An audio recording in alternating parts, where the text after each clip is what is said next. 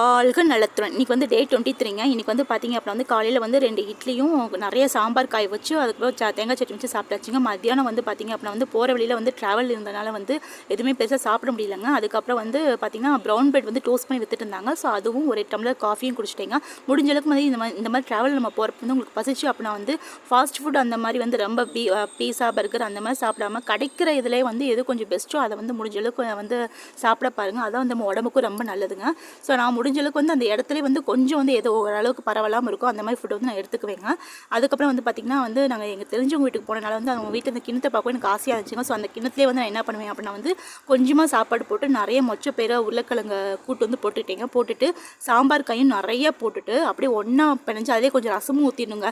இந்த மாதிரி ஒன்றா பிணைஞ்சு சாப்பிட்றப்ப அதோட டேஸ்ட்டே வந்து அல்டிமேட்டாக இருக்குங்க. எத்தனை பேருக்கு வந்து இந்த மாதிரி சின்ன வயசு நீங்கள் சாப்பிட்ருக்கீங்க கண்டிப்பாக எனக்கு கமெண்ட் பாக்ஸில் சொல்லுங்கள். உங்களுக்கு வீடியோ பிடிச்சிச்சுன்னா ஒரு சின்ன லைக்கும் ஷேரும் பண்ணிக்கோங்க. நீங்கள் இன்றைக்கி என்னென்ன பண்ணீங்கன்னு கண்டிப்பாக கமெண்ட் பாக்ஸில் சொல்லுங்கள்.